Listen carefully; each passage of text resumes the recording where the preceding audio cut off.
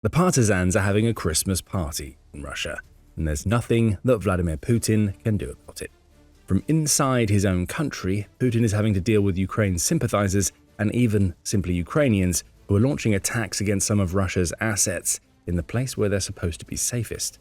The Ukraine war wasn't meant to go like this for Putin, but then Russia's leader has been thinking that for years, and his greatest foe keeps on biting back with enormous force, and Ukraine has just done it again. Ukraine has delivered several major blows, and Russia's safe zones are burning. Putin's latest problem with Ukraine's partisan groups occurred on December 21st and 22nd, with the latter day seeing a strike that will go down as one of the most damaging that the partisans have conducted against Russia since the start of the war. On December 22nd, the Kyiv Independent reported that the main Directorate of Intelligence of Ukraine, or HUR, had revealed that a partisan group operating inside Russia's Lipetsk region had conducted a devastating strike. Their targets? A pair of Su-30 fighter jets that Russia has been using to both defend its territory against Ukraine's long-range drones and launch missiles and devastating glide bombs into Ukraine. Originally, HUR mistakenly believed that the partisans had destroyed an Su-30 and an Su-27, only later to clarify that both were Su-30s and they had been destroyed in the sabotage attacks. A statement published on Telegram revealed everything, with HUR saying, "On the night of December 20th to 21st, 2025, a fire broke out at a Russian military airfield near Lipetsk. Two expensive enemy Su-30 and Su-27 fighters were burning. We now know that the Su-27 was actually an Su-30, but the statement still stands." HUR also estimated the cost of the two lost fighter jets at around $100 million, adding, "As a result of the HUR operation of the Ministry of Defense of Ukraine, directly implemented by a representative of the resistance movement to the criminal Russian regime, both military aircraft of the aggressor were put out of action." In other words, HUR is working alongside the resistance movements operating inside Russia. However, it didn't reveal which of these movements was responsible for the strike. What we do know is a little about how the attack was carried out. According to the Kyiv Independent, Ukraine's partisan group inside Lipetsk spent several weeks studying the patrol route and guard schedules at the Lipetsk base, looking for an opening through which it could sneak one of its operatives. That operative had a difficult task. Getting inside the base was just the first step. They also needed to penetrate into the hangar where the Russian fighter jets were stored, sabotage them, and then exit the airfield unnoticed. It took 2 weeks of planning to ensure that the operation would be a success. The Ukrainian partisan pulled it off without a hitch. We know that due to the video published on YouTube by HUR.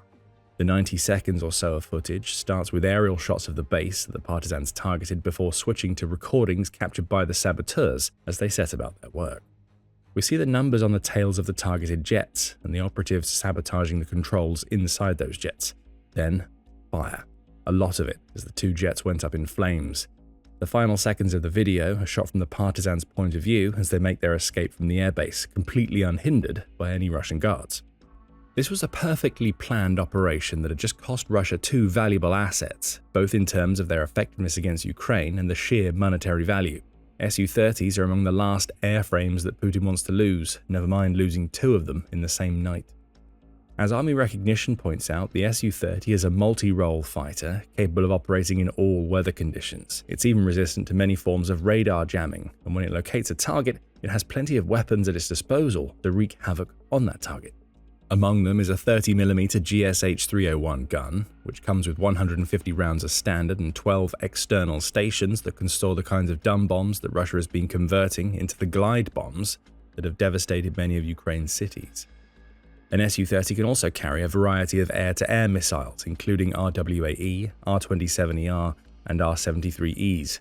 Guided bombs, short-range missiles, and even supersonic anti-ship missiles can also be loaded into the fighter. This is a jack-of-all-trades airframe on which Russia relies heavily. Now, the two Su-30s in Lipetsk are jacks of no trades. This is the latest of many strikes Ukraine has conducted to seriously damage Russia's aerial threat. Fighter jets and choppers have been particular targets throughout the war with Russia, as Ukraine's Ministry of Finance reveals. On the day of the making of this video, it says that Ukraine has destroyed 436 of Russia's planes and 347 of its choppers since Putin launched his invasion. These are huge numbers to which the Lipetsk partisans have now added. And it gets worse for Putin. This isn't even the first strike against Russia's air power that Ukraine has conducted during the last few days. Earlier, Ukraine also struck the Belbek airbase in Crimea with its long-range drones. That strike came on the back of a previous attack that destroyed some of the base's air defense radars, and Ukraine took full advantage of the opening that it carved out. During the same strike that destroyed the radars, Ukraine also hit a Russian MiG-31 fighter jet. A couple of days later, more Ukrainian drones flew into Belbek, striking hard against a pair of Su-27s, one of which was taxiing on the runway and fully loaded with weapons that Russia intended to use against Ukraine. If you want to learn more about this strike, check out our in-depth video that covers what Ukraine did and what it means for Crimea. Russia has lost 5 airframes in about a week. And Putin doesn't seem to be any closer to solving his problem with saboteurs operating on his turf. If you need any more proof of that fact, you only need to know about a separate attack that Ukrainian partisans conducted against Russia just a day before the news broke of the 2 shattered Su-30s. On December 21st, the Kyiv Independent also reported on a sabotage operation by Ukrainian partisans conducted in the Rostov-on-Don region. 2 things separate this first strike from the one that the partisans carried out in Lipetsk a day later. First, the partisans struck a railway supply hub rather than Russian military assets. These hubs serve a military purpose as they are key parts of the massive logistical chain that transports Russia's troops and equipment to the front lines in Ukraine. Second, we know the name of the partisan group that conducted this strike. It's a name with which you may be familiar if you followed Ukraine's sabotage operations inside Russia, Atesh. Operatives from that group came bearing gifts in Rostov-on-Don. But these weren't gifts that Putin would have hoped to receive. Atesh brought the gift of fire, and it used the fire to burn equipment at the railway hub in Bataisk to the ground. And just like the attack on the Su-30s, there is both a statement and video footage proving that Ukraine's partisans did precisely what they claimed to have done. Taking to Telegram, Atesh said, "Our agents carried out a successful attack of sabotage at a strategic railway hub in Bataisk by setting relay cabinets on fire. The main logistics hub, through which occupation forces are supplied in all southern directions, was disrupted." The group went on to explain that the particular hub that it targeted was used by trains carrying Russian troops, fuel, ammunition, and even armored vehicles into the Ukrainian regions of Kherson and Zaporizhia. Both are regions that are under constant attack by Russia, so anything that's done to relieve the pressure caused by these assaults is welcome for Ukraine. Atesh also claims that trains pass through this hub en route to Crimea and Donetsk, making the sabotage operation that caused delays even more important. Atesh explains how, as it adds, "The disruption of the Bataisk-Sotirovochная station has caused logistical problems for the enemy. Now military supplies are stuck in transit and the occupiers' operational planning is in jeopardy." These are not empty claims by Atesh. The group backed them up with plenty of receipts in the form of pictures and videos that it also shared on Telegram. With the photographs, Atesh proved that its operatives were precisely where they claimed to be. As for the videos, they're a little more dramatic. Both feature footage of the fires that Atesh set, demonstrating that the group has once again been successful at conducting a damaging strike against Russia right under Putin's nose. We say once again because Putin has been having problems with Atesh for years. By January 2024, Atesh had gained enough of a reputation for its operations on Russian territory, as well as in occupied Crimea, that the BBC published a profile on the group. Back then, it was conducting spying operations inside Crimea to gather information that Ukraine could use in its long-range strikes against Russian military assets and infrastructure. The BBC even spoke to an Atesh operative, whom it called Agent 1, who described the danger they put themselves in whenever they go out on a mission. The agent describes one moment when Russian servicemen began approaching his position as he was taking photographs. "That was a terrible moment," Agent 1 told the BBC. "I managed to lean down by a car and pretended that I had a problem with the wheel. Miraculously, they just didn't talk to me," the agent concludes.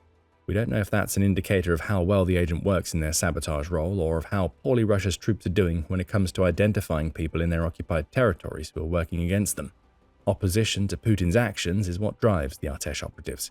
And their work runs the gamut from surveillance to the types of sabotage upon which the Kyiv Independent reported on December 21st.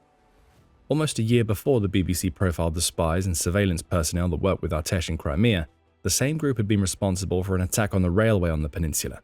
Militani reported on this strike in February 2023, noting that Atesh blew up part of a metal railway track on the peninsula that caused delays to 3 trains, per the Russian media. Russia tried to claim that Atesh had only managed to halt passenger trains. But even if this was the case, this early example of Atesh sabotage served as the blueprint for many attacks that it's launched against Russia's rails since. December 21st may offer the latest strike, But October also brought with it an example of Atesh in action. In an operation conducted almost 1,000 kilometers, or about 621 miles, from Ukraine, Atesh destroyed a portion of the railway in the Yelabuga district to prevent the transportation of Shahid drones that Russia uses to strike Ukraine from a distance. Euromaidan Press reported on this act of sabotage, noting that Russia's drones had played their part in the deaths of around 14,000 Ukrainian civilians at the time, which makes any part of the Russian supply chain that enables the transportation of these drones fair game for groups like Atesh. These are just a handful of examples of what Atesh has done to hurt Russia on its own territory. The fact that the group has expanded its operations from occupied Crimea to parts of Russia that are hundreds of miles away from Ukraine also shows that it's growing. There's a burgeoning wellspring of discontent in Russia, and it's being fed by people that Putin's cronies can't identify and seem incapable of stopping. Still, what can you expect from a military containing soldiers that doesn't even stop to investigate when they come across somebody acting suspiciously near a base? Russia's incompetence combines with the skill of Artesh's agents to enable these types of strikes. You may have noticed that Atesh seems to place a significant amount of its focus on Russian railways. There's a good reason for that, as without rails, Russia loses much of its strength as a military power. Rails are a Russian weakness, and they're a weakness that Ukraine is consistently getting better at exploiting. As Irregular Warfare pointed out in October 2024, logistics are critical to Russia being able to sustain the strength and volume of its assaults that it conducts against Ukraine's defenses, and those logistics rely almost entirely on Russia's rail network. Atesh's statement about the hub that it sabotaged on December 21st provided a hint to this, as that single hub allows Russia to send troops and equipment into 4 separate regions of occupied Ukraine. With a vast geography and relatively limited alternatives for large-scale transport, the Russian military needs sufficient railways to move troops, equipment and supplies, the outlet states, before adding that these rails are a weakness that Ukraine can exploit. Throughout history, including during World War II, reliance on its rail network for military logistics has created an Achilles heel, exploitable through contemporary unconventional warfare, Irregular Warfare says of Russia. CNA's Emily Ferris made similar claims in a report where she pointed out that Russia's vast railway network spans more than 85,000 kilometers, or about 52,800 miles. On the one hand, the sheer size of this network suggests that Russia has alternative routes down which it can send its trains if they run into obstructions on their intended routes. But on the other hand, it shows us that Ukraine has an absolute wealth of potential targets that groups like Atesh can take out if they're able. Irregular Warfare adds that this rail network's size is a disadvantage for Russia, and that there are partisan groups other than Atesh that have realized this fact. 2 of those groups, named Combat Organizations of Anarcho-Communists and Stop the Wagons, have also expressed their opposition to Putin's actions by sabotaging rail infrastructure. This is all done for a simple reason. More destroyed Russian rail means fewer soldiers and equipment sent into Ukraine. Atesh proved that on December 21st, and Ukraine's partisan groups have been expanding their sabotage campaigns against Russian rail for the last several years to relieve some of the pressure placed on the defenders of the Ukrainian mainland. So we have 2 separate partisan groups that have conducted strikes against Russia from inside Russia. Anyone would be forgiven for thinking that Ukraine might have taken a day or 2 off from carrying out its own strikes after the work that these 2 groups have done. Putin would certainly have hoped as much, but those hopes were dashed. December 21st saw more than a disabled railway hub shock Russia. At around the same time that Atesh was sabotaging railway equipment, Ukraine was launching a massive aerial strike in the Krasnodar Krai region that struck against a type of target that has been a focus for Ukraine throughout 2025. Of course, that target is Russia's oil infrastructure, and the drones that rained down near the village of Volna in Krasnodar Krai struck yet another blow against the embattled Russian industry. The Kyiv Independent reports that Ukraine's General Staff confirmed its December 21st strike against the Tamaneftegas oil terminal a day after it had happened. There are conflicting reports about what happened. The General Staff says that Ukraine's drones caused a large-scale fire, in addition to damaging equipment at an oil terminal, a port, 2 ships, and the liquefied hydrocarbon gas pier at the Tamaneftegas terminal. Russia, of course, tried to minimize the success of Ukraine's strike. It trotted out its favorite drone debris excuse, claiming that shrapnel from destroyed Ukrainian drones had damaged a pipe, a pair of piers, and 2 ships. The claimed damage is the same, but it seems like such a wide variety of targets being hit makes the drone debris excuse unfeasible. It's far more likely that Ukraine's drones once again scored direct hits against their targets. Ukraine's general staff adds that the fire that Ukraine's drones caused spread over 1,000 square meters, engulfing one of the targeted ships and a tank farm in the area in the process. That tank farm is used by Russia to store liquefied gas and petroleum products, and it has a storage capacity of more than 1 million cubic meters. It's unknown how much of that capacity just went up in flames, but it's clear that Russia just lost even more of its oil and gas. And for a pair of final kicks in the Russian teeth, Ukraine also targeted the Crimean Peninsula and Donetsk, according to ABC News. An unnamed missile built in Ukraine hit home at a temporary base built for Russia's 92nd Riverboat Brigade in the settlement of Olenivka in Crimea. As for Donetsk, Ukraine took out an ammunition depot and a launch site for Russia's attack drones in the occupied portions of the oblast. The same outlet reports that these strikes are all designed to undermine Putin's claims that the fall of Ukraine is inevitable. Russia's leader is trying to use meager and sometimes falsified advances in Donetsk as leverage to get what he wants in peace negotiations. Ukraine isn't going to allow that to happen, and it's hit Russia hard and repeatedly over 2 days to demonstrate that Russia is in nowhere near as strong a position as Putin claims. Putin is trying to highlight his country's military might, but Ukraine's military and partisan groups have left Russia punch-drunk and staggering. Far from being defeated, Ukraine is proving to the world that it's still very much in the fight and that it's capable of matching Russia blow for blow. And with partisan groups operating right under Putin's nose, Ukraine is destroying equipment and supply chain links to make Russia's occupying forces even weaker as 2025 draws to an end. We touched on how Ukraine took down a pair of ships when it struck Krasnodar Krai on December 21st. That's nothing new for Ukraine, especially as it seems to have embarked on a campaign against the Russian shadow fleet that is seeing it strike far and wide. In an unprecedented strike conducted over 2,000 kilometers away from home, Ukraine has scored a huge victory by taking out a shadow fleet tanker across 2 seas. Find out more in our video, and remember to subscribe to the Military Show for more coverage of Ukraine's expanding naval campaign against Russia. And thank you as always for watching.